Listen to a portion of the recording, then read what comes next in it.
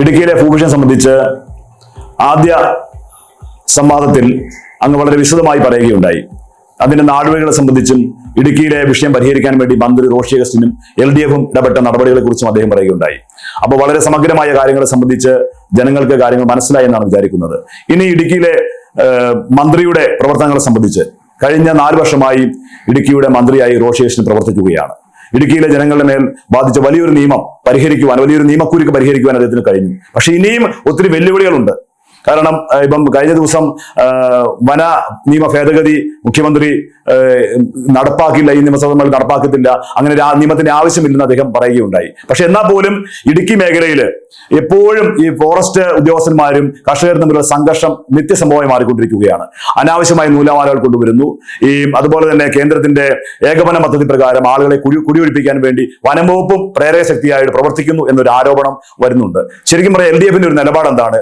ഇടുക്കിയിലെ ഇനി ഒരു വനവിസ്തൃതി കൂട്ടേണ്ട കാര്യമുണ്ടോ? ഈ വിഷയങ്ങളിൽ LDF-ന്റെ നയം എന്താണ്? ഈ കഴിഞ്ഞ 9 വർഷമായിട്ട് LDF തുടർച്ചയായിട്ട് ഭരിച്ചുകൊണ്ടിരിക്കുകയാണ്. ആ ഭരിച്ചുകൊണ്ടിരിക്കുന്നതിൽ ജനങ്ങൾക്ക് ബാധിക്കുന്ന ഇങ്ങനെയുള്ള കാര്യങ്ങൾ പരിഹരിക്കാൻ വേണ്ടി ഇപ്പോ വനനിയമ ഭേദഗതി ആവശ്യമില്ല എന്ന് പറഞ്ഞതുപോലെ, അല്ലെങ്കിൽ ഭൂ നിയമം കൊണ്ടുവന്നതുപോലെ, എന്താണ് ഈ ജനങ്ങളുമായിട്ട് ഈ ഫോറസ്റ്റ് ഉദ്യോഗസ്ഥന്മാരുടെ സംഘർഷങ്ങൾ പരിഹരിക്കാൻ വേണ്ടി LDF നൽകുന്ന മാർഗരേഖ, അല്ലെങ്കിൽ LDF-ന്റെ നയം എന്താണ്? അല്ല, ആദ്യം ഈ ഗവൺമെന്റിന്റെ കാലത്ത് തന്നെ റീഫിൽഡ് കേരളയിൽ ഉൾപ്പെടുത്തി. അത് ഈ വനം വകുപ്പിന്റെ ഒരു പ്രപ്പോസലാണ്. എന്ന് പറഞ്ഞു കഴിഞ്ഞാൽ വനഭൂമിയോട് ചേർന്ന് കിടക്കുന്ന വന്യമൃഗങ്ങളുടെ ശല്യം ഉണ്ടാകുന്ന കൃഷി സ്ഥലങ്ങളെ വില കൊടുത്ത് ഫോറസ്റ്റ് ഡിപ്പാർട്ട്മെന്റ് ഏറ്റെടുക്കുന്ന ഒരു പദ്ധതിക്ക് ഫോറസ്റ്റ് ഡിപ്പാർട്ട്മെന്റ് രൂപം കൊടുക്കുന്നുണ്ട്. അത് പല ഈ നിർദ്ദേശങ്ങളുടെയും അഭിപ്രായങ്ങളുടെയൊക്കെ അടിസ്ഥാനം. പക്ഷെ അങ്ങനെ ഒരു പദ്ധതി വന്നു കഴിഞ്ഞപ്പോൾ തന്നെ LDF എന്നുള്ള നിലയ്ക്ക് ആ പദ്ധതിയെ നമ്മൾ എതിർത്തു. എന്ന് പറഞ്ഞു കഴിഞ്ഞാൽ ആ പദ്ധതി കൃഷി ഭൂമിയിലേക്ക് അത് ഫോറസ്റ്റ് വകുപ്പ്, വനം വകുപ്പ് പണം കൊടുത്ത് കൃഷിക്കാരന്റെ ഭൂമി വനഭൂമിയോട് ചേർന്ന് കിടക്കുന്നത് നമുക്ക് പ്രഥമ ദൃഷ്ടിയ നമുക്കതൊരു ഗുണമായിട്ട് തോന്നും. കാരണം എന്താണെന്ന് വെച്ച് കഴിഞ്ഞാൽ ഈ മൃഗങ്ങൾ 15 ലക്ഷം കിട്ടും. അതെ, കാരണം വലിയ കൃഷിയൊന്നും ഇല്ലാതെ ഇപ്പം പന്നിയുടെയും അതുപോലെ തന്നെ കുരങ്ങിന്റെയും ഒക്കെ ശല്യം മൂലം കൃഷി വനത്തോട് ചേർന്ന് കിടക്കുന്ന പ്രദേശത്ത് കൃഷി ചെയ്യാൻ കഴിയത്തില്ല. വർഷങ്ങളായിട്ട് അങ്ങനെ കൃഷി ഇല്ലാതെ കിടക്കുന്ന ഭൂമി 15 ലക്ഷം രൂപ വരെയും കൊടുക്കാം എന്നൊക്കെയാണ് അതിനകത്ത് പറഞ്ഞിരിക്കുന്നത്. പക്ഷെ എത്ര രൂപ കൊടുത്താലും അങ്ങനെ ഒരു പദ്ധതി നടപ്പിലാക്കാൻ പാടില്ല എന്നുള്ളൊരു സമീപനം ഗവൺമെന്റ് നടക്കുമോ? LDF എടുത്തു. ഗവൺമെന്റ് നടക്കുമോ? തീർച്ചയായും അത് നടത്തണ്ട എന്ന് ഗവൺമെന്റ് നിർദ്ദേശം കൊടുത്തല്ലോ. ആ പദ്ധതി നടപ്പിലാക്കേണ്ട, നടക്കുന്നുണ്ടല്ലോ. ഇല്ല, അത് അങ്ങനെ ആ പദ്ധതിയെ നടപ്പിലാക്കണ്ട എന്ന് പറഞ്ഞു, നടപ്പിലാക്കണ്ടെന്ന് പറഞ്ഞു. കാരണം നേരത്തെ അത് എടുത്ത് ഈ വിഷയത്തിനകത്ത് ഇടപെടുന്നതിന് മുമ്പ്, കാരണം അതൊക്കെ വർഷങ്ങളായിട്ട് നടക്കുന്ന ചർച്ചയുടെ ഭാഗമായിട്ടാണ്. അതിനുശേഷം ആ പദ്ധതി നടപ്പിലാക്കണ്ടെന്ന് പറഞ്ഞു. ആ പദ്ധതി നടപ്പിലാക്കി കഴിഞ്ഞു കഴിഞ്ഞാൽ അതും കാശ് കൊടുത്ത് സ്ഥലം വാങ്ങുന്നതാണെങ്കിൽ പോലും അത് വനഭൂമിയുടെ വിസ്തൃതി വർദ്ധിക്കാൻ ഒരു കാരണമാകും, ചൂണ്ടിക്കാണിക്കാൻ ഒരു കാരണമാകും എന്നുള്ളതാണ് നമ്മൾ അതിനകത്ത് കണ്ട കാരണം. ചിലപ്പോൾ കുറച്ച് കൃഷിക്കാർക്ക് അത് പ്രയോജനപ്പെട്ടേക്കാം. കാരണം അവർക്ക് ഇപ്പോൾ ആത്യന്തികമായി അത് നാളെ ഒരു ചർച്ചയ്ക്ക് വേണ്ടി നമുക്ക് ഒരു വാദത്തിനാണെങ്കിലും ഒരു ചർച്ചയ്ക്ക് വഴി കൊടുക്കുന്ന ഒരു വിഷയം എന്നുള്ള നിലയ്ക്ക് ആ പദ്ധതി നടപ്പിലാക്കേണ്ട എന്നാണ് LDF-ന്റെ നിലപാട്.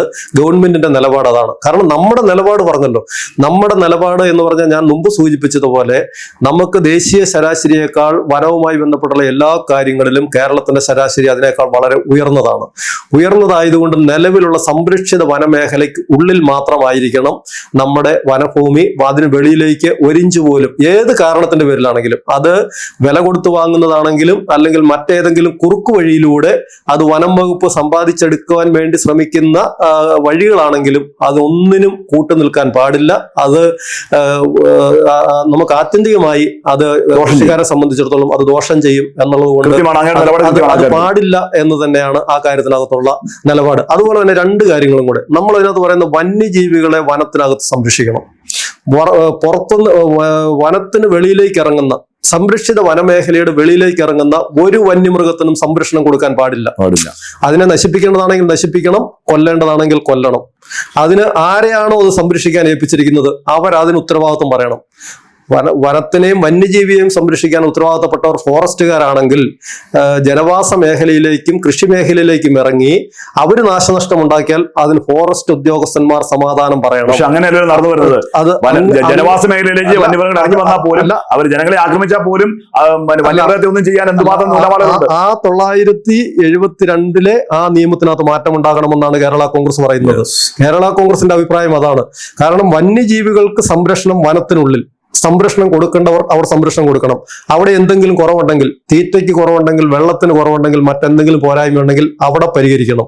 വെളിയിലേക്ക് ഇറങ്ങി ജനവാസ മേഖലയിലേക്കോ കൃഷിഭൂമിയിലേക്കോ ഇറങ്ങി വന്യജീവികൾക്ക് യാതൊരു തരത്തിലുള്ള സംരക്ഷണവും കൊടുക്കാൻ പാടില്ല. അതിനുള്ള നിയമനിർമ്മാണം ഉണ്ടാവണം. ആവശ്യമായ ഭേദഗതികൾ മുമ്പേ പറഞ്ഞ വന നിയമത്തിൽ ഫോറസ്റ്റ് ഉദ്യോഗസ്ഥന്മാർക്ക് അധികാരം കൊടുത്തുകൊണ്ടുള്ളതല്ല, ഫോറസ്റ്റ് ഉദ്യോഗസ്ഥന്മാർക്കെതിരെ നടപടി സ്വീകരിക്കാവുന്ന തിരിച്ചുള്ള നിയമനിർമ്മാണം ഉണ്ടാവണം എന്നുള്ളതാണ് കേരള കോൺഗ്രസ് അതിനെക്കുറിച്ചുള്ള അഭിപ്രായം. കാരണം വനം വിസ്തൃതി നമുക്ക് ആവശ്യത്തിനുണ്ട്. അതിനകത്ത് വന്യമൃഗങ്ങളുടെ എണ്ണം കൂടുതലാണെങ്കിൽ അതനുസരിച്ച് നിയമത്തിനകത്ത് മാറ്റം വരുത്തിക്കൊള്ളണം. തീർച്ചയായിട്ടും അതാണ് വേണ്ടത്. അല്ലാതെ വെളിയിലേക്ക് ഇറങ്ങി നമ്മുടെ വീട്ടിന്റെ പടിക്കലിരിക്കുന്ന, വീടിന്റെ മുറ്റത്തിരിക്കുന്ന കർഷകനെയോ വന്ന് വന്യമൃഗം ആക്രമിക്കുന്നു. ആനയാകട്ടെ, കടുവയാകട്ടെ, വീടിനകത്ത് കയറി ആക്രമിക്കുന്ന, വീടിനിപ്പോ നഗരങ്ങളിൽ വരെ വന്യജീവികൾ വന്നു തുടങ്ങി. ഞാൻ ചോദിക്കട്ടെ മറ്റൊരു കാര്യം. ഇപ്പോൾ കഴിഞ്ഞ ദിവസം CPM-ന്റെ സമ്മേളനം നടന്നു. സമ്മേളനത്തിൽ ചില മാധ്യമങ്ങളിൽ ചില വാർത്തകൾ വന്നു. മന്ത്രിയുടെ പ്രവർത്തനം അത്ര പോരാ, കേരള കോൺഗ്രസ് LDF-ലേക്ക് വന്നുകൊണ്ട് അത്ര രാഷ്ട്രീയ നേട്ടം ഉണ്ടായിട്ടില്ല എന്ന രീതിയിലുള്ളൊരു വിമർശനം അവര് എല്ലാവരും വിമർശിച്ചു. മുഖ്യമന്ത്രിയുടെ വകുപ്പ് ആയ ആഭ്യന്തര വകുപ്പിനെ കുറിച്ച് വരെ വിമർശിച്ചു. പക്ഷേ ഇങ്ങനെ ഒരു ചർച്ച ഉയർന്നു വന്നത് ഇടുക്കിയിൽ കാര്യമായ ഒരു പ്രയോജനം ഉണ്ടായിട്ടില്ല കേരള കോൺഗ്രസ് എമ്മിന്റെ കടന്നുവരവോടുകൂടി. മാത്രമല്ല മന്ത്രി എന്ന നിലയിൽ റോഷിയുടെ പ്രവർത്തനം അത്ര തൃപ്തികരമല്ല എന്ന രീതിയിലും ചില പ്രതിനിധികൾ പറഞ്ഞു എന്ന രീതിയിൽ വാർത്ത വന്നു. കൃത്യമായിട്ട് അറിയത്തില്ല, ഏതായാലും മാധ്യമങ്ങളിൽ വന്ന വാർത്തയാണ്. അതിനെ സംബന്ധിച്ച് അങ്ങയുടെ അഭിപ്രായം? അങ്ങ് ആ സമ്മേളനത്തിൽ പങ്കെടുത്ത ആളാണല്ലോ. ആ സമ്മേളനത്തിൽ മാത്രമല്ല, അതുമായി ബന്ധപ്പെട്ട അനുബന്ധ സമ്മേളനങ്ങളൊക്കെ പങ്കെടുത്ത ആളാണ്. ഒന്ന് ഞാനൊന്ന് സൂചിപ്പിക്കട്ടെ. CPM-ന്റെ ജില്ലാ സമ്മേളനവുമായി ബന്ധപ്പെട്ടുള്ള 7 കർഷക സെമിനാറുകൾ അവർ നടത്തിയെന്നാണ് എനിക്ക് 5 എണ്ണത്തിനകത്ത് ഞാൻ പങ്കെടുത്തു, 2 എണ്ണത്തിനകത്ത് ഞാൻ പങ്കെടുക്കാതിരുന്നുള്ളൂ. കാരണം എൻ്റെ ഒരു രാഷ്ട്രീയ ജീവിതത്തിൽ ഞാൻ ഇതിനു മുമ്പ് ഓരോ സമ്മേളനത്തിലേക്ക് അവരുടെ പങ്കെടുത്തിട്ടുണ്ട്. പാർട്ടിയുടെ പ്രതിനിധിയായിട്ട് ചില സമ്മേളനങ്ങൾ, കർഷക സമ്മേളനങ്ങളിൽ പങ്കെടുത്തിട്ടുണ്ട്. പക്ഷേ എനിക്ക് ഒരു കാര്യം മനസ്സിലായത്, ഇടുക്കി ജില്ലയെ ബാധിക്കുന്ന മുഴുവൻ കാര്യങ്ങളെ സംബന്ധിച്ചും വളരെ ആധികാരികമായ സമഗ്രമായ ഒരു ചർച്ച ഈ സെമിനാറുകളിൽ നടന്നു എന്നുള്ളതാണ്. അത് വലിയ ജനപങ്കാളിത്തത്തോടുകൂടി ഞാൻ തന്നെ അതിശയിച്ചു പോയി. ഇപ്പൊ പൂപ്പാറയിലും ആനച്ചാലിലും ഒക്കെ, പൂപ്പാറയിലെ വന്യമൃഗ അക്രമവുമായി ബന്ധപ്പെട്ട ഒരു സെമിനാർ, അതിൽ ആനച്ചാലിലെ ഭൂവിഷയങ്ങളുമായി ബന്ധപ്പെട്ട ഒരു സെമിനാർ, നെടുങ്കണ്ടത്തില് ഏലം കൃഷിയുമായി ബന്ധപ്പെട്ട ഒരു സെമിനാർ, ഇതിനകത്തൊക്കെ പങ്കെടുത്തതാണ്. ഇതിനകത്തൊക്കെ ഒരു 1000-ഓളം ആളുകളാണ് ഒരു സെമിനാർ ആദ്യം മുതൽ അവസാനം വരെ. അതിനകത്ത് ജില്ലയെ ബാധിക്കുന്ന ഒരു ഉത്തരവാദിത്തപ്പെട്ട ഒരു രാഷ്ട്രീയ പാർട്ടി ഉത്തരവാദിത്വ ബോധത്തോടു കൂടി പ്രവർത്തിക്കുന്നതിന് ഏറ്റവും വലിയ തെളിവാണ്. അതിനകത്ത് CPM-ന്റെ അഭിപ്രായം അവർ അവതരിപ്പിക്കുന്നു. ആ കൂട്ടത്തിൽ ബാക്കി പ്രതിപക്ഷത്തെയും വിളിക്കുന്നുണ്ട്. കോൺഗ്രസിന്റെ പ്രതിനിധി എല്ലാ സമ്മേളനത്തിലും, ഞാൻ ചെന്ന എല്ലാ സമ്മേളനത്തിലും കോൺഗ്രസിന്റെ പ്രതിനിധിയുമുണ്ട്. അവർക്കും അവരുടെ അഭിപ്രായങ്ങൾ പറയാനുള്ള അവസരം കൊടുക്കുന്നു. ഈ വിഷയങ്ങൾക്കൊക്കെ അവരുടെ അഭിപ്രായങ്ങളും പറയാം. CPM ആദ്യം അവരുടെ അഭിപ്രായം പറയുന്നു. ഞങ്ങൾ പങ്കെടുക്കുന്ന 2-3 പുറത്തുനിന്നുള്ള ബാക്കി അല്ലാത്ത നേതാക്കന്മാരുണ്ടെങ്കിൽ അവർക്ക് അവരുടെ അഭിപ്രായങ്ങളും പറയും. അതൊക്കെ സമഗ്രമായി അതിനകത്ത് വരുന്ന നിർദ്ദേശങ്ങൾ, ഇപ്പൊ ഞങ്ങൾ ആരെങ്കിലും പറയുന്ന നിർദ്ദേശങ്ങൾ അവരുടെ ശ്രദ്ധയിൽ വരാത്തത്, അല്ലെങ്കിൽ ഒരു നല്ല ആശയമാണെന്ന് തോന്നിയാൽ അതും കൂടി ഉൾക്കൊള്ളിച്ചുകൊണ്ട് അവരുടെ സമ്മേളനത്തിലേക്ക് ഒരു പ്രമേയങ്ങളും ബാക്കിയുള്ള വിഷയങ്ങളും കൊണ്ടുവരുന്നു എന്നുള്ള ഒരു രാഷ്ട്രീയ പാർട്ടി വലിയ ഉത്തരവാദിത്വ ബോധത്തോടു കൂടി പ്രവർത്തിക്കുന്നു, പെരുമാറുന്നു എന്നുള്ളതിന്റെ ഏറ്റവും വലിയ തെളിവാണ്. അങ്ങനെയാണ് ഞാനതിനെ കാണുന്നത്. എല്ലാ കാര്യങ്ങളും ചർച്ച ചെയ്യുന്ന കൂട്ടത്തിൽ ഇടുക്കി ജില്ലയുടെ വികസനവും പോരായ്മകളും ഗുണങ്ങളും അത് ഈ ചർച്ച ചെയ്യുമ്പോൾ നടന്നിരിക്കുന്ന കാര്യങ്ങൾ ചർച്ച ചെയ്യുന്നത് സ്വാഭാവികമായും നമ്മൾ ആരും ശ്രദ്ധിക്കാറില്ലല്ലോ, അല്ലെങ്കിൽ അത് ചർച്ചയാവാറില്ല. പോരായ്മകൾ സ്വാഭാവികമായും ചൂണ്ടിക്കാണിക്കണമല്ലോ. നടന്ന ആവശ്യങ്ങളെ സംബന്ധിച്ച് പിന്നെ നമ്മൾ ആരും പറയാറില്ലല്ലോ. പക്ഷെ ഇനി നേടാനുള്ള ആവശ്യങ്ങളെ കുറിച്ച് പറയുന്നത് ചർച്ച ചെയ്യുന്നതിനകത്ത് യാതൊരു തെറ്റുമില്ല. അതിനകത്ത് സ്വാഭാവികമായും എല്ലാ വകുപ്പുകളെ സംബന്ധിച്ചുമുള്ള ചർച്ചകൾ അവർ നടത്തുന്നുണ്ട്. ആഭ്യന്തര വകുപ്പിനെ സംബന്ധിച്ച് ചർച്ച നടത്തും. ജില്ല എന്നുള്ള മന്ത്രി എന്നുള്ള നിലയ്ക്ക് റോഷി അഗസ്റ്റിന്റെ കാര്യങ്ങൾ ചർച്ച ചെയ്യും. പാർട്ടിക്ക് വന്നിരിക്കുന്ന പോരായ്മകൾ ചർച്ച ചെയ്യും. ഇതെല്ലാം ചർച്ച ചെയ്യുന്ന വളരെ നല്ല കാര്യമല്ല. പോരായ്മകൾ ഉണ്ടെങ്കിൽ ആ പോരായ്മകൾ നല്ലതാണ്. പക്ഷേ ഒറ്റ കാര്യം കൂടി ഞാനൊന്ന് സൂചിപ്പിച്ചോട്ടെ. 2016-ൽ LDF ഗവൺമെന്റ് അധികാരത്തിൽ വന്നതിന് ശേഷം ഇടുക്കി ജില്ലയിൽ നടന്നിട്ടുള്ള വികസന പ്രവർത്തനങ്ങൾ, നമ്മൾ കേരള സംസ്ഥാനം ഉണ്ടായതിനു ശേഷം നാളിതുവരെയുള്ള ചരിത്രം നോക്കുക. 2016 വരെയുള്ള ചരിത്രം ഒരു ഭാഗത്ത് നിർത്തുക. 2016 മുതൽ 2025 വരെയുള്ള ചരിത്രം ഒരു ഭാഗത്ത് നിർത്തി നമ്മളൊന്ന് ചർച്ച ചെയ്യുകയാണ്. ഞാൻ പറഞ്ഞത് അത് മണിയാശ കഴിഞ്ഞ പ്രാവശ്യം ക്യാബിനറ്റിൽ ഉണ്ടായിരുന്ന, കേരളത്തിലെ മന്ത്രിസഭയിൽ ഉണ്ടായിരുന്ന ശ്രീ MM മണിയാകട്ടെ, ഇപ്രാവശ്യം ശ്രീ റോഷി അഗസ്റ്റിനാകട്ടെ, ഇവരുടെ രണ്ടുപേരുടെയും നേതൃത്വത്തിൽ, സ്വാഭാവികമായും അവർ മന്ത്രിമാരായിരിക്കുമ്പോൾ അവരുടെയും കൂടി നേതൃത്വത്തിലാണല്ലോ കാര്യങ്ങൾക്ക് ഇടുക്കിയിലെ കാര്യങ്ങൾ നടക്കുന്നത്. അവരുടെ രണ്ടുപേരുടെയും നേതൃത്വത്തിൽ നമ്മുടെ ജില്ലയിൽ അടിസ്ഥാന സൗകര്യ വികസനത്തിന് വേണ്ടി നടന്നിട്ടുള്ള കാര്യങ്ങൾ നമുക്കതിനെ കുറച്ച് കാണിക്കാൻ കഴിയും. ഒന്ന്, റോഡുകളുടെ കാര്യം. ഇടുക്കി ജില്ലയിലെ ഒട്ടുമിക്ക റോഡുകളും എന്ന് പറഞ്ഞാൽ കേരളത്തിലെ തന്നെ മറ്റ് മലയോര മേഖലയുമായി നോക്കുമ്പോൾ, തട്ടിച്ചു നോക്കുമ്പോൾ അതിനേക്കാൾ എത്രയോ മടങ്ങ് പുരോഗതിയിലേക്ക് ഇടുക്കിയിലെ റോഡുകളുടെയും പാലങ്ങളുടെയും പാലങ്ങളായിരുന്നു ഇടുക്കി ഒരുപക്ഷെ അടുത്ത പ്രദേശത്ത് ഏറ്റവും കൂടുതൽ പാലങ്ങൾ ഉണ്ടാക്കിയത് റോഷിയുടെ മണ്ഡലത്തിൽ ഇടുക്കിയിലാന്ന് പറയുന്നത് കേട്ടു. കാരണം ഏറ്റവും ഒരുപക്ഷെ അടുത്ത കാലത്ത് അത്രമാത്രം ഈ പുഴകൾക്ക് കുറുകെ പാലങ്ങൾ ഉണ്ടാക്കിയ ഒരു സ്ഥലം എന്ന് പറയുന്നത് ഇടുക്കിയാണെന്ന് ഇങ്ങനെ പറയുന്നത്. അതുപോലെ തന്നെ ഇടുക്കിയുമായി ബന്ധപ്പെട്ട പ്രത്യേകിച്ച് ടൂറിസം മേഖലയുമായി ബന്ധപ്പെട്ട ഇടുക്കിയിലൂടെ കടന്നു പോകുന്ന പ്രധാനപ്പെട്ട റോഡുകൾ ഒന്നെങ്കിൽ അത് പൂർണ്ണമായും ഉന്നത നിലവാരത്തിലേക്ക് അതിന്റെ നിർമ്മാണം പൂർത്തിയായി, അല്ലെങ്കിൽ ഇപ്പോൾ നിർമ്മാണ പ്രവർത്തനങ്ങൾ നടന്നുകൊണ്ടിരിക്കുന്നു. അത് പ്രധാനപ്പെട്ട ഇടുക്കി ജില്ലയിലെ മുഴുവൻ റോഡുകളും എടുത്തോ, ഇടുക്കി ജില്ലയിലെ പ്രധാനപ്പെട്ട മുഴുവൻ റോഡുകളുടെയും നിർമ്മാണ പ്രവർത്തനങ്ങൾ അത് പൂർത്തിയാക്കി, പുതിയ റോഡുകൾ ഉണ്ടായി. അങ്ങനെ അടിസ്ഥാന സൗകര്യങ്ങൾ, പ്രത്യേകിച്ച് റോഡ് വികസനവുമായി ബന്ധപ്പെട്ട് സമാനതകളില്ലാത്ത വികസനം ആ രംഗത്ത് നടന്നു. അതുപോലെ തന്നെ ആരോഗ്യ രംഗവുമായി ബന്ധപ്പെട്ട് 300 കോടി രൂപ ഇടുക്കി മെഡിക്കൽ കോളേജിന് വേണ്ടി ഈ ഗവൺമെന്റ് വന്നതിന്, ഈ 2016 ശേഷം 300 കോടി രൂപയുടെ നിർമ്മാണ പ്രവർത്തനങ്ങൾ അവിടെ പൂർണ്ണതയിലേക്ക് എത്തിയില്ല. കാരണം 10-75 വർഷം പഴക്കമുള്ള ഒരു മെഡിക്കൽ കോളേജിന്റെ ഒരു സ്ഥിതിയിലേക്ക് നമുക്ക് എത്താൻ കഴിഞ്ഞിട്ടില്ല. അവിടെയും ഇപ്പോൾ പോരായ്മകളുണ്ട്. നമ്മൾ തുടങ്ങിയതേ ഉള്ളൂ. 300 കോടി രൂപ മുടക്കി ആരോഗ്യ രംഗത്ത് നമ്മുടെ ജില്ലാ ആശുപത്രി തലത്തിലേക്ക് ഉയർന്ന ആശുപത്രികൾ, അപ്പൊ തൊടുപുഴയാകട്ടെ, അതുപോലെ തന്നെ ഇപ്പം നെടുങ്കണ്ടത്തിലെ ജില്ലാ ആശുപത്രി ആകട്ടെ, താലൂക്ക് ആശുപത്രികളാകട്ടെ, ആരോഗ്യ രംഗത്ത് വലിയ മാറ്റങ്ങൾ, ആവശ്യമായ മുഴുവൻ സൗകര്യങ്ങളോടുകൂടി വലിയ മാറ്റങ്ങൾ. അതുപോലെ തന്നെ വിദ്യാഭ്യാസ രംഗത്ത് കട്ടപ്പനയിലെ ഗവൺമെന്റ് കോളേജ് ഉൾപ്പെടെയുള്ള വിദ്യാഭ്യാസ രംഗത്ത് പുതിയ കോളേജുകൾ, ആയുർവേദ മെഡിക്കൽ കോളേജ് ഉൾപ്പെടെ, ഉടുമ്പൻചോലയിൽ ആയുർവേദ മെഡിക്കൽ കോളേജ്, പൂപ്പാറയിൽ arts and science college, Jal Jeevan മിഷനുമായി ബന്ധപ്പെട്ട് 750 കോടി രൂപയുടെ പദ്ധതികൾ ഇടുക്കി നിയോജകമണ്ഡലത്തിൽ മാത്രം 750 കോടി രൂപയുടെ 2000 കോടി രൂപയ്ക്ക് മുകളിൽ ഇടുക്കി ജില്ലയിൽ തന്നെ മുഴുവൻ കുടുംബങ്ങളിലും കുടിവെള്ളം എത്തിക്കുവാനുള്ള പദ്ധതി, കട്ടപ്പന മുനിസിപ്പാലിറ്റിയുമായി ബന്ധപ്പെട്ട പ്രത്യേകമായ പദ്ധതികൾ, അമൃത പദ്ധതി ഉൾപ്പെടെ. കട്ടപ്പന മുനിസിപ്പാലിറ്റി അവര് കഴിഞ്ഞ ദിവസം ജോയി വെട്ടിക്കുഴി കട്ടപ്പന മുനിസിപ്പാലിറ്റിയിലെ ഒരു മുൻ കൗൺസിലറാണ്, മുൻ ചെയർമാനാണ്. അദ്ദേഹം പറയുന്നു, കട്ടപ്പനയോടൊരു രാഷ്ട്രീയ വിവേചനം കാണിക്കുന്നുണ്ട് റോഷി.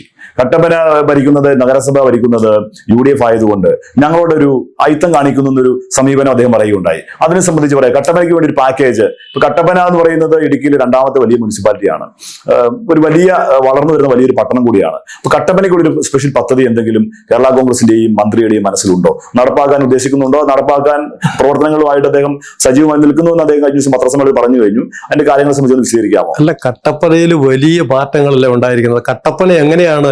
റോഷി അഗസ്റ്റിന് ഇന്നലെ MLA ആയ ആളായല്ലോ. റോഷി അഗസ്റ്റിന് MLA ആയിട്ട് 25 വർഷമാകാൻ പോകുന്നു. 25 വർഷം മുമ്പുള്ള കട്ടപ്പന എവിടെ നിൽക്കുന്നു? ഇപ്പോൾ 2000 മുതൽ 2025 നോക്കുമ്പോൾ കട്ടപ്പന എവിടെ നിൽക്കുന്നു? എവിടെയാണ് മാറ്റങ്ങൾ ഉണ്ടാവാത്തത്? എവിടെയാണ് പുരോഗതി ഉണ്ട്? ഒന്ന്, വിദ്യാഭ്യാസ മേഖല. ഞാൻ സൂചിപ്പിച്ചതുപോലെ ഗവൺമെന്റ് കോളേജ്, പോളിടെക്നിക് ഉൾപ്പെടെയുള്ള മുഴുവൻ സംവിധാനങ്ങളും എന്ന് പറഞ്ഞാൽ കേരളത്തിൽ ഒരു ഗവൺമെന്റ് കോളേജിനും ഒരു ITIക്കും ഉണ്ടാകാവുന്ന ഏറ്റവും പഴയ ഈ ഗവൺമെന്റ് കോളേജുകൾക്ക് കിട്ടാവുന്ന അത്രയും സൗകര്യങ്ങൾ ഈ 2 സ്ഥാപനങ്ങളിലും ഉണ്ടായി. 25 വർഷം മുമ്പ് ഒരു ഓടിട്ട കെട്ടിടത്തിൽ പ്രവർത്തിച്ചുകൊണ്ടിരുന്ന, പഠിക്കാൻ പിള്ളേരില്ലാതിരുന്ന ഒരു സ്ഥാപനമാണ് ഗവൺമെന്റ് കോളേജ്. അതിനുശേഷം ITI നമുക്ക് എല്ലാവർക്കും അറിയാം. കട്ടപ്പനയിലെ റോഡ്, മുനിസിപ്പാലിറ്റിക്കകത്തെ റോഡുകൾ, കട്ടപ്പന പഞ്ചായത്ത് മുനിസിപ്പാലിറ്റി, PSCക്ക് പുതിയ കെട്ടിടം ഉൾപ്പെടെ അങ്ങനെയുള്ള കാര്യങ്ങൾ. ഈ റോഡുകളുമായി ബന്ധപ്പെട്ട് കട്ടപ്പനയിലെ എന്ന് പറഞ്ഞാൽ കട്ടപ്പന മുനിസിപ്പാലിറ്റിക്കകത്തുള്ള മുഴുവൻ റോഡുകളുടെ നിർമ്മാണം, PWD റോഡുകൾ, അതുപോലെ തന്നെ ബൈപ്പാസ് റോഡുകൾ, ഇതിന്റെ 2ന്റെയും നിർമ്മാണങ്ങൾ മുഴുവൻ പൂർത്തിയാക്കും. ഒരു സംശയമുണ്ട്, അതെല്ലാം മാർച്ച് മാസത്തിന് മുമ്പ് ആ കാര്യങ്ങൾ, അതിന് ഫണ്ട് അനുവദിച്ച് ബാക്കിയുള്ള കാര്യങ്ങൾ ഫണ്ട് എല്ലാത്തിനും അനുവദിച്ചു കഴിഞ്ഞിരിക്കുന്നു. അത് മന്ത്രി അത് പറയട്ടെ. അതുപോലെ തന്നെ നഗരസഭ, ഇനി നഗരസഭയുടെ കയ്യിലുള്ള റോഡുകൾ ഏതെങ്കിലും അവർക്ക് ചെയ്യാൻ പറ്റുന്നില്ലെങ്കിൽ അവരെന്ത് ചെയ്യുന്നു എന്നും കൂടി UDFന്റെ നഗരസഭയാണ്, അവർക്ക് ചെയ്യാൻ പറ്റാത്ത കാര്യങ്ങളുണ്ടെങ്കിൽ അതും കൂടി അവരെ മാറ്റി നിർത്തിയിട്ടുണ്ട്. അല്ല, ഒരിക്കലും ഇല്ല.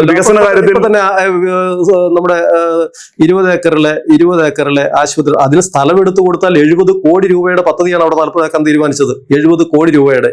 പക്ഷേ സ്ഥലം എടുത്ത് മുനിസിപ്പാലിറ്റി കൊടുക്കാത്തത് കൊണ്ട് ആ പദ്ധതി 16-20 കോടി രൂപയിലേക്ക് ഒതുങ്ങി. അതിന് ആ ഉള്ള സ്ഥല പരിമിതിക്കുള്ളിൽ അവിടുത്തെ സൗകര്യങ്ങൾ പരിമിതപ്പെടുത്തി ചെയ്യേണ്ടതായിട്ട് വന്നു എന്നുള്ളതാണ് യാഥാർത്ഥ്യം. അപ്പൊ താലൂക്ക് ആശുപത്രിയുമായി ബന്ധപ്പെട്ട് ആ സ്ഥലത്തിനകത്ത് നിന്നുകൊണ്ട് ചെയ്യാൻ പറ്റുന്ന കെട്ടിടങ്ങളാകട്ടെ, ബാക്കിയുള്ള അടിസ്ഥാന സൗകര്യങ്ങൾ, ബാക്കി സൗകര്യങ്ങളെല്ലാം അവിടെ ഉണ്ടാക്കും. വിദ്യാഭ്യാസ മേഖലയിൽ ചെയ്യേണ്ട കാര്യങ്ങൾ മുഴുവൻ ചെയ്തു. ടൗണുമായി ബന്ധപ്പെട്ടുള്ള ബൈപ്പാസ് റോഡുകൾ, അതുപോലെ ടൗണിനകത്തുള്ള റോഡുകൾ, PWD റോഡുകൾ അതിന്റെ മുഴുവൻ നിർമ്മാണ പ്രവർത്തനങ്ങൾ പൂർത്തിയാക്കും. ജൽജീവൻ മിഷനുമായി ബന്ധപ്പെട്ട് മുനിസിപ്പാലിറ്റിക്ക് അമൃത് പദ്ധതി ഉൾപ്പെടെയുള്ള പ്രത്യേക പദ്ധതിയിൽ ഏതാണ്ട് 40 കോടി രൂപയുടെ കുടിവെള്ള പദ്ധതി അവിടെ നടപ്പിലാകും. അതുകൂടാതെ ഇടുക്കി നിയോജകമണ്ഡലത്തിൽ 750 കോടി രൂപയുടെ ജലജീവൻ പദ്ധതി അതും നടപ്പിലാകും. ഇങ്ങനെയുള്ള കാര്യങ്ങളെല്ലാം കട്ടപ്പനയുമായി ബന്ധപ്പെട്ട് ചെയ്യേണ്ടതുണ്ട്. റോഡുമായി ബന്ധപ്പെട്ട കാര്യങ്ങൾ, ആരോഗ്യ മേഖലയുമായി ബന്ധപ്പെട്ട കാര്യങ്ങൾ, വിദ്യാഭ്യാസ മേഖലയുമായി ബന്ധപ്പെട്ട കാര്യങ്ങൾ, കുടിവെള്ളവുമായി ബന്ധപ്പെട്ട കാര്യങ്ങൾ, ഇനി ഏതെങ്കിലും കാര്യങ്ങൾ ശ്രദ്ധയിൽപ്പെടുത്തേണ്ട കാര്യങ്ങളുണ്ടെങ്കിൽ ആ ശ്രദ്ധയിൽപ്പെടുത്തി പരിഹരിക്കേണ്ട കാര്യങ്ങൾ.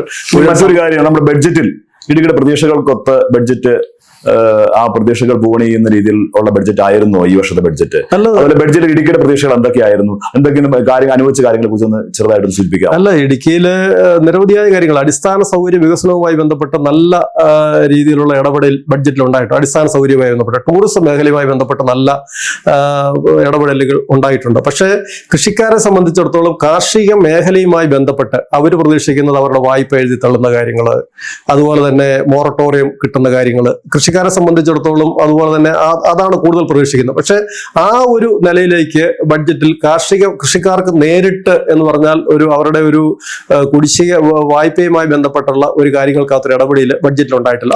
ഭൂനികുതി വർദ്ധിപ്പിച്ചു, 50% വർദ്ധിപ്പിച്ചു. കേരള കോൺഗ്രസിന്റെ ഒരു സമീപനം എന്താണ്? അല്ല, തീർച്ചയായിട്ടും ഭൂനികുതി വർദ്ധിപ്പിച്ചത് പുനഃപരിശോധിക്കേണ്ട ഒരു കാര്യമാണ്. നമുക്കത് ഭൂനികുതി വർദ്ധിപ്പിക്കുന്നത്, അതുപോലെ ചെറിയ കെട്ടിടങ്ങളുടെ നികുതി വർദ്ധിപ്പിക്കുന്നത്, അതുപോലെ തന്നെ രജിസ്ട്രേഷന്റെ നികുതി വർദ്ധിപ്പിക്കുന്നത്, ഇതൊന്നും ഈ ബഡ്ജറ്റിലില്ല. ഇതൊക്കെ നേരത്തെ ഉണ്ടായപ്പോഴും നമ്മൾ അതിനോട് വിയോജിപ്പ് പറഞ്ഞിട്ടുണ്ട്. തീർച്ചയായും അതിനകത്ത് ബഡ്ജറ്റിന്റെ ഒരു ബില്ല് ചർച്ച ചെയ്യുമ്പോൾ, ബഡ്ജറ്റ് വിഷയങ്ങൾ ചർച്ച ചെയ്യുമ്പോൾ അതിനകത്തൊരു മാറ്റം ഉണ്ടാകും തന്നെയാണ് പ്രതീക്ഷിക്കുന്നത്. പറഞ്ഞാൽ അതൊന്നും ഗവൺമെന്റിന് വലിയ ഒരു സാമ്പത്തിക നേട്ടം ഉണ്ടാകുന്ന കാര്യങ്ങളല്ല, ചെറിയ രീതിയിലുള്ള സാമ്പത്തിക നേട്ടം. പക്ഷേ എല്ലാവർക്കും അത് നിരവധി ആളുകളെ അത് ബാധിക്കും. കാരണം ഭൂമിയുള്ള എല്ലാവരെയും ചെറിയ രീതിയിലാണെങ്കിലും, ഇപ്പൊ 100 രൂപ കൊടുക്കുന്ന ആളാണെങ്കിൽ അതിനകത്തൊരു ചെറിയ ശതമാനം കൂടെ വർദ്ധിപ്പിച്ചു കൊടുക്കുന്നു വരുമ്പോൾ സ്വാഭാവികമായ ബുദ്ധിമുട്ടുണ്ടാകും. അങ്ങനെ കൃഷിക്കാരെ നേരിട്ട് ബാധിക്കുന്ന, കാരണം കൃഷിക്കാർ ബുദ്ധിമുട്ട് അനുഭവിക്കുന്നു എന്നുള്ള നിലയ്ക്ക് അവരെ നേരിട്ട് ബാധിക്കുന്ന വിഷയങ്ങൾക്കകത്ത് പണസമാഹരണം ഉണ്ടാവുന്ന കാര്യങ്ങൾ ഒഴിവാക്കുക എന്നുള്ളതാണ് നല്ലത്. തീർച്ചയായും ആ കാര്യം ചോദിക്കട്ടെ, 19 വർഷക്കാലം UDF കൂടെ പ്രവർത്തിച്ച ആളാണ്. UDF നിയോജകമണ്ഡല ചെയർമാനായിരുന്നു, ഇലക്ഷന് നേതൃത്വം കൊടുത്തിട്ട ആളാണ്. അങ്ങനെ കഴിഞ്ഞ കാലങ്ങളിലൊക്കെ സജീവമായി UDF 10 വർഷക്കാലം പാർട്ടി കേരള കോൺഗ്രസ് UDF ആയിരുന്നപ്പോൾ അതിന്റെ സജീവമായി UDF പ്രവർത്തനങ്ങൾക്ക് വേണ്ടി മുന്നിട്ടിറങ്ങിയ ഒരാളാണ്. ഇപ്പോ കഴിഞ്ഞ 8-9 വർഷമായിട്ട് അങ്ങ് LDF ഭാഗമാണ്, ജില്ലയിലെ പ്രധാനപ്പെട്ട നേതാവാണ്. അപ്പൊ ഈ കഴിഞ്ഞ കാലങ്ങളിൽ കോൺഗ്രസുമായിട്ടുള്ള സമീപനവും ഇപ്പൊ കേരള കോൺഗ്രസ് CPM സമീപനം സംബന്ധിച്ച് എന്താണ് ഒരു വ്യത്യാസമുള്ളത്? കാരണം LDF സമയത്ത് അവർ പലപ്പോഴും പണ്ട് പറയുന്നത് LDF എന്ന് പറഞ്ഞ ഒരു കൃത്യമായി സിസ്റ്റമാറ്റിക് സംഘടനാപരമായി പോകുന്ന ഒരു സംഘടനാ സംവിധാനമാണ്. UDF എന്ന് പറഞ്ഞാൽ അല്പം ലിബറലായിട്ട് പോകുന്ന സംഘടനാ സംവിധാനമാണ്. ഇപ്പൊ രണ്ടു തമ്മിലുള്ള ഒരു താരതമ്യം ഒന്ന് പറയാമോ? കേരള കോൺഗ്രസ് ജില്ലാ പ്രസിഡന്റ് നിലയിൽ അങ്ങേക്ക് LDF നിന്ന് നല്ല CPM ഭാഗം നല്ല പിന്തുണ ലഭിച്ചിട്ടുണ്ടോ? അതിന്റെ ഒരു നേട്ടം പറയാമോ, കോട്ടവും പറയാമോ? കേരള കോൺഗ്രസ് LDF ഭാഗമായി വരുന്നത്, കേരള കോൺഗ്രസിനെ UDF നിന്നും പുറത്താക്കുക ചെയ്തു. 38 വർഷക്കാലം എന്ന് പറഞ്ഞാൽ ഈ മുന്നണിയുണ്ട്. 83-ൽ ഐക്യജനാധിപത്യ മുന്നണി എന്ന് പറയുന്ന ഐക്യജനാധിപത്യ മുന്നണി ഉണ്ടാക്കുന്നത് KM മാണി സാറും കേരള കോൺഗ്രസ് എമ്മും കൂടി വന്നാണ് ഐക്യജനാധിപത്യ മുന്നണി ഉണ്ടാക്കുന്നത്. ആ ഐക്യജനാധിപത്യ മുന്നണിയിൽ നിന്നാണ് 38 വർഷത്തിന് ശേഷം കേരള കോൺഗ്രസ് പാർട്ടിയെ UDF കൺവീനർ പുറത്താക്കി എന്നുള്ള സ്റ്റേറ്റ്മെന്റ് ഉണ്ടാകുന്നു. അങ്ങനെയാണ് UDF നിന്നും കേരള കോൺഗ്രസ് പുറത്തേക്ക് വരുന്ന സാഹചര്യം ഉണ്ടായത്. അത് കേരള കോൺഗ്രസിലെ അഭിപ്രായ വ്യത്യാസങ്ങളുടെ ഭാഗമായിട്ടുണ്ടായ വിഷയങ്ങൾ, അതിന്റെ ഒരു വിശദാംശങ്ങളിലേക്ക് പോകുന്നില്ല. പക്ഷേ ആ ഒരു UDF നിന്നും പുറത്താക്കിയ കേരള കോൺഗ്രസിന് 15 ദിവസത്തിനകം LDF ഘടകകക്ഷിയായി LDF കേരള കോൺഗ്രസിനെ സ്വീകരിച്ചു എന്നുള്ളത് കേരള രാഷ്ട്രീയത്തില് ഒരു അസാധാരണമായ സംഭവമാണ്. കേരള കോൺഗ്രസ് വന്നതിന് ശേഷം നടന്ന കഴിഞ്ഞ ത്രിതല പഞ്ചായത്ത് തെരഞ്ഞെടുപ്പ് ഇടുക്കി ജില്ലയെ സംബന്ധിച്ചിടത്തോളം ഒരു രാഷ്ട്രീയ പാർട്ടി എന്നുള്ള നിലയ്ക്ക് കേരള കോൺഗ്രസിന് കിട്ടിയ ഏറ്റവും വലിയ ഒരു അംഗീകാരമായിരുന്നു ത്രിതല പഞ്ചായത്ത് തെരഞ്ഞെടുപ്പിലെ ഒരു വിജയവും സീറ്റ് ചർച്ചയും. കേരള കോൺഗ്രസ് വന്നു കഴിഞ്ഞപ്പോൾ ജില്ലാ പഞ്ചായത്ത് ഉൾപ്പെടെ നിരവധി ബ്ലോക്ക് പഞ്ചായത്തുകൾ ഉൾപ്പെടെ നിരവധി ഇതുവരെയും LDF കിട്ടാത്ത നിരവധി പഞ്ചായത്തുകൾ ഉൾപ്പെടെ LDF വിജയിച്ചു വന്നു. ഭൂരിപക്ഷം പഞ്ചായത്തുകളും വിജയിച്ചു വന്നു. ഇപ്പോഴും കേരള കോൺഗ്രസിന് ജില്ലാ പഞ്ചായത്ത് പ്രസിഡന്റ്, 2 ബ്ലോക്ക് പഞ്ചായത്ത് പ്രസിഡന്റുമാർ ഉൾപ്പെടെ ജില്ലയിൽ 10-ലേറെ പഞ്ചായത്ത് പ്രസിഡന്റുമാർ, 22 വൈസ് പ്രസിഡന്റുമാർ, ഒരു ജില്ലാ പഞ്ചായത്ത് പ്രസിഡന്റ്, 2 ബ്ലോക്ക് പഞ്ചായത്ത് പ്രസിഡന്റുമാരെ, 10-ലേറെ പഞ്ചായത്ത് പ്രസിഡന്റുമാരെ, 22-23 പഞ്ചായത്ത് വൈസ് പ്രസിഡന്റുമാർ, ഇത്രയും ഈ ഭരണ സംവിധാനത്തിന്റെ ഭാഗമായി കേരള കോൺഗ്രസിനും ഇതിനകത്ത് പങ്കാളിത്തം വഹിക്കും നിർവഹിക്കാൻ കഴിഞ്ഞു എന്നുള്ളത് കേരള കോൺഗ്രസിന്റെ ഈ പറഞ്ഞ 964 മുതലുള്ള ചരിത്രം വെച്ച് നോക്കിക്കഴിയുമ്പോൾ ഈ നാളിതുവരെയുള്ള ചരിത്രം പരിശോധിക്കുമ്പോൾ ഏറ്റവും കൂടുതൽ ജനപ്രതിനിധികൾ അധികാര സ്ഥാനങ്ങളിലേക്ക് വന്നത് LDFന്റെ ഭാഗമായി കഴിഞ്ഞ പഞ്ചായത്ത് തെരഞ്ഞെടുപ്പിലാണ്. അതിനേക്കാൾ പ്രധാനപ്പെട്ട ഒരു കാര്യം എന്ന് പറയുന്നത് കഴിഞ്ഞ പഞ്ചായത്ത് തെരഞ്ഞെടുപ്പിൽ സീറ്റുകളുടെ എണ്ണം വർദ്ധിച്ചിട്ടില്ല. CPM ഇടതുപക്ഷ ജനാധിപത്യ മുന്നണിയിലെ CPI ഉൾപ്പെടെയുള്ള പ്രധാനമായും CPM മത്സരിച്ചുകൊണ്ടിരുന്ന സീറ്റുകളാണ് 90% കേരള കോൺഗ്രസിന് വേണ്ടി വിട്ടുതന്നത്. ഇവിടെ 861 ഗ്രാമപഞ്ചായത്ത് സീറ്റ് ഉണ്ടെങ്കിൽ 1,200-ലേറെ സീറ്റുകൾ കേരള കോൺഗ്രസിന് മത്സരിക്കുവാൻ വേണ്ടി വിട്ടുതരുന്നത്. കാരണം അതിന് മുമ്പിലത്തെ തെരഞ്ഞെടുപ്പിൽ മാർക്സിസ്റ്റ് പാർട്ടിയോ CPM മത്സരിച്ചുകൊണ്ടിരുന്ന ആ സീറ്റുകളാണ് കേരള കോൺഗ്രസ് ഈ മുന്നണിയുടെ ഭാഗമായപ്പോൾ കേരള കോൺഗ്രസിന് വിട്ടുതന്നത്. എത്രയോ ഉദാരമായിട്ടുള്ള ഒരു സമീപനമാണ് ആ കാര്യത്തിൽ കേരള കോൺഗ്രസിനോട് LDF സ്വീകരിച്ചത്. UDF മത്സരിച്ചിട്ടുണ്ട്. മുമ്പ് ജയകൃഷ്ണൻ സൂചിപ്പിച്ചതുപോലെ UDF മത്സരിക്കാൻ വേണ്ടി തർക്കത്തിന്റെ അവസാനം കേരള കോൺഗ്രസിന് ഒരു സീറ്റും വിട്ടുതരും, ആ കൂട്ടത്തിൽ ഒരു റിബൽ സ്ഥാനാർത്ഥിയും കൂടെ വിട്ടുതരും. അതിന് വേണമെന്നുണ്ടെങ്കിൽ കഴിയുമെങ്കിൽ കോൺഗ്രസിന്റെ ചിഹ്നവും കൊടുക്കാൻ വേണ്ടി അവർ അതിനും ശ്രമിക്കാറുണ്ട്. അപ്പോൾ ഒരു റിബലിനെയും ഒരു സ്ഥാനാർത്ഥിയെയും കൂടിയാണ് അവിടെ തന്നിരുന്നതെങ്കിൽ ഇവിടെ അതല്ല ഈ അധികാര സ്ഥാനങ്ങൾ ഞാൻ സൂചിപ്പിച്ചല്ലോ, ഈ അധികാര സ്ഥാനങ്ങൾ ഒരു തർക്കവുമില്ലാതെ ഈ മുഴുവൻ അധികാര സ്ഥാനങ്ങളും എന്നാണ് കക്ഷികൾക്ക് വീതം വെച്ചിരിക്കുന്നത്, പ്രസിഡന്റ് സ്ഥാനം അതുപോലെ സമയബന്ധിതമായി ഇത് മുഴുവൻ പരിഹരിച്ച് മുന്നോട്ട് പോകാൻ കഴിഞ്ഞിട്ടുണ്ട്. വളരെ സ്വസ്ഥതയോടും അംഗീകാരത്തോടും സമാധാനത്തോടും കൂടി ഈ മുന്നണിയിൽ പ്രവർത്തിക്കാൻ കഴിയും. അപ്പുറമായിരുന്നു ഒരു കാര്യങ്ങളും കൂടി, ഈ ഭൂവിഷയങ്ങളും കാർഷിക പ്രശ്നങ്ങളും പട്ടയം ഉൾപ്പെടെയുള്ള വിഷയങ്ങളാണല്ലോ. അന്ന് കേരള കോൺഗ്രസിന്റെ ഒരു ഇടപെടൽ കൊണ്ട് മാത്രമാണ് ചില കാര്യങ്ങൾക്കകത്തെങ്കിലും തീരുമാനം ഉണ്ടാക്കാൻ കഴിഞ്ഞത്. കാരണം കോൺഗ്രസിന്റെ നിലപാട് വിരുദ്ധമായിരിക്കും പട്ടയ വിഷയത്തിൽ ഉൾപ്പെടെ. പക്ഷെ ഇവിടെ വന്നു കഴിയുമ്പോൾ ഞാൻ മുമ്പ് സൂചിപ്പിച്ചതുപോലെ ഭൂപതി ഭേദഗതിയാകട്ടെ, നിയമവുമായി ബന്ധപ്പെട്ടാകട്ടെ, ബഫർ സോണുമായി ബന്ധപ്പെട്ടാകട്ടെ, വന്യജീവി അക്രമവുമായി ബന്ധപ്പെട്ടാകട്ടെ, വന നിയമ ഭേദഗതിയുമായി ബന്ധപ്പെട്ടാകട്ടെ, അത് ഏത് വിഷയങ്ങളും പൊതുവായി ജില്ലയെ ബാധിക്കുന്ന അല്ലെങ്കിൽ ജനങ്ങളെ ബാധിക്കുന്ന ഏത് വിഷയങ്ങളിലാകട്ടെ അതിനകത്ത് ഏകാഭിപ്രായം, ഒരു അഭിപ്രായ വ്യത്യാസം LDFൽ ഒരു അഭിപ്രായ വ്യത്യാസത്തിന്റെ പ്രശ്നമേ ഇല്ല. ഒന്നിച്ച് ഇവിടെ ജില്ലയെ ബാധിക്കുന്ന വിഷയങ്ങളാണെങ്കിൽ ജില്ലയിലെ LDF നേതൃത്വം ഒന്നിച്ച് LDF സംസ്ഥാന കമ്മിറ്റിയെയോ മുഖ്യമന്ത്രിയോ ഗവൺമെന്റിനെയോ കണ്ട് കാര്യങ്ങൾ ബോധ്യപ്പെടുത്തി കാര്യങ്ങൾ പരിഹരിച്ച് മുന്നോട്ട് പോകുന്നു. അതിനകത്ത് എല്ലാവരും ഏകകണ്ഠമായി ഒറ്റ മനസ്സോടുകൂടി ഈ കാര്യത്തിനകത്ത് തീരുമാനിക്കുന്നു. എടുക്കുന്ന തീരുമാനങ്ങൾ, നിലപാടുകൾ അത് ജനങ്ങൾക്ക് പ്രയോജനകരമായിട്ടുള്ള കാര്യങ്ങളാണെങ്കിൽ ആ കാര്യത്തിനകത്ത് ഒറ്റക്കെട്ടായി നിൽക്കുന്നു എന്നുള്ളത് ഒരു ചെറിയ കാര്യമല്ല. കേരള കോൺഗ്രസിനെ സംബന്ധിച്ചിടത്തോളം കേരള കോൺഗ്രസുമായിട്ട് യാതൊരു അഭിപ്രായ വ്യത്യാസമില്ല. മന്ത്രി എന്നുള്ള നിലയ്ക്ക് റോഷി അഗസ്റ്റിന്റെ പ്രവർത്തനങ്ങളുമായി ബന്ധപ്പെട്ട് യാതൊരു രീതിയിലുള്ള അഭിപ്രായ വ്യത്യാസങ്ങളുമില്ല. പൂർണ്ണമായും റോഷി അഗസ്റ്റിനുമായും കേരള കോൺഗ്രസ് പാർട്ടിയുമായി സഹകരിച്ച് ഒരു മുന്നണി ഒന്നിച്ച് ഒറ്റക്കെട്ടായിട്ട് മുന്നോട്ട് പോകുന്നു എന്നുള്ളത് കേരള കോൺഗ്രസിനെ സംബന്ധിച്ചിടത്തോളം ഏറെ സന്തോഷകരമായിട്ടുള്ള കാര്യമാണ്. അപ്പൊ ഇടുക്കിയിലെ ഭൂവിഷയങ്ങളെ സംബന്ധിച്ച് അങ്ങ് സമഗ്രമായി പറയുകയുണ്ടായി. മാത്രമല്ല കേരള കോൺഗ്രസും LDFും തമ്മിലുള്ള ഒരു ഐക്യത്തെ സംബന്ധിച്ചും കൃത്യമായിട്ട് പറയുകയുണ്ടായി. ശരിക്കും കേരള കോൺഗ്രസ് ഇടുക്കിയിൽ LDFിന്റെ കൂടെയുള്ള പ്രവർത്തനങ്ങളിൽ സംതൃപ്തരാണെന്നാണ് അങ്ങ് പറഞ്ഞു വരുന്നത്. അങ്ങ് സമർത്ഥിക്കുന്നതും അങ്ങനെ തന്നെയാണ്. മന്ത്രിയും അക്കാര്യത്തിൽ വളരെ സജീവമായി ഇടപെടുകയും ചെയ്യുന്നു. ഏതായാലും ഇടുക്കിയിലെ രാഷ്ട്രീയ സംഭവങ്ങളെ കുറിച്ച് ഞങ്ങളോട് സംസാരിച്ചതിന് വളരെ നന്ദി. നമസ്കാരം.